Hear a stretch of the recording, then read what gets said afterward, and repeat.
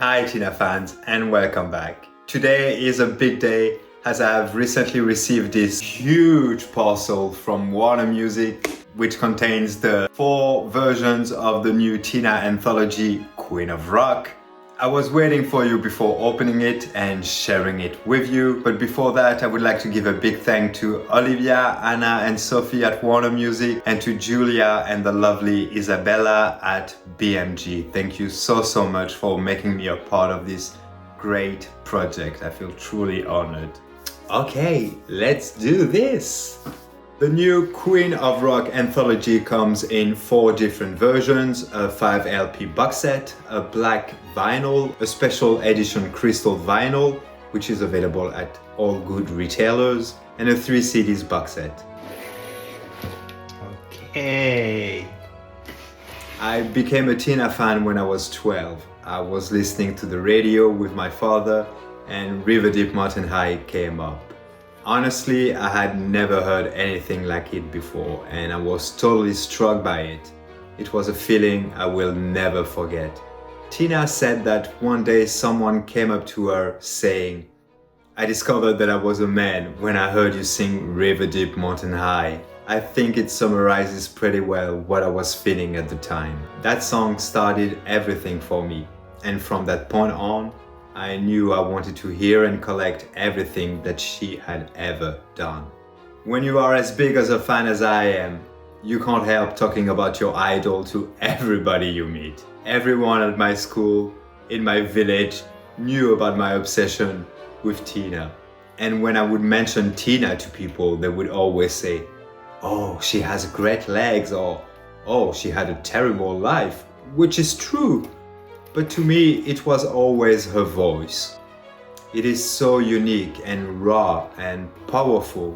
Keith Richards said that people always tend to forget what a great singer she is because of how incredible she looks. He couldn't be more right. Her voice touches every cell of my body. It was the case when I would listen to her CDs, and it was multiplied by 1,000 when I would see her live. The first time I saw Tina in concert was in Paris in 1996. I remember the excitement I felt for months leading up to the concert, knowing that I would finally be able to see her live. But honestly, I don't remember much of the show. My memory of it is like a big light on the stage and a lot of noise. But I know I was transfixed.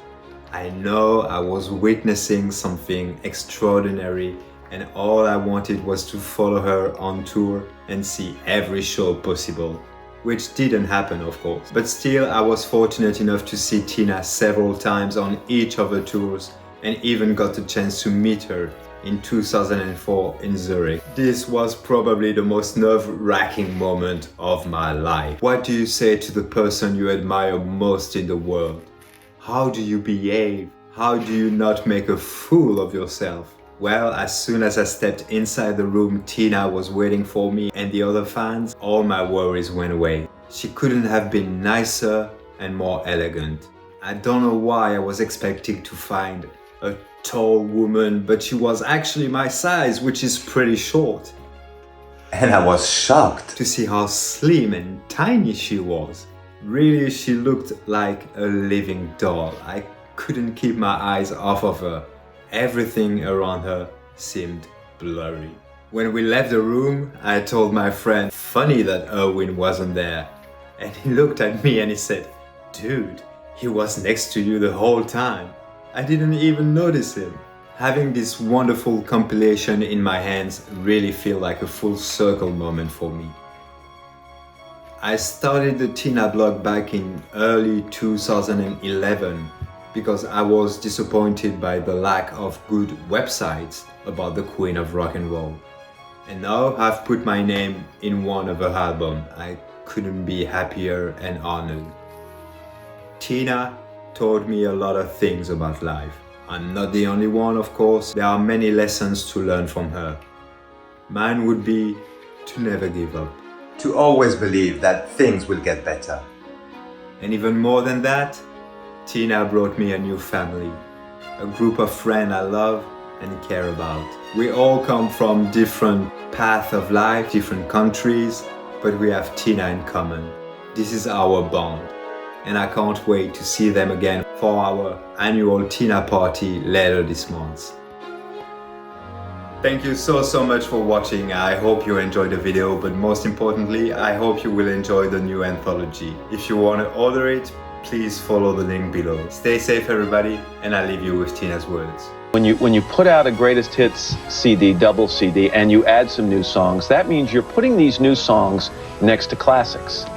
And it's hard for some of these songs to live up when they're living in that kind of a neighborhood. You're asking the right questions. This is so good. So how did you choose those songs? Well, the choice that I made was for my best music, for the songs that I knew that the public liked. And then, when I recorded my new songs, I found that my old material had not faded. It was still current. The music was good. The songs was great. I sat in my house and listened like with chills, and I thought, how great is that? It hasn't dated. It hasn't gone anywhere. It's great. And you're confident that when people listen to Proud Mary, or they listen to What's Love Got to Do With It, and then Open Arms, that they won't feel as if they've lost anything in quality there. I tell you, when you hear it, you'll see. Nothing is lost. Everything is right. That's what I'm very proud of, is because the quality of work that I did shows up now. I'm so happy about that.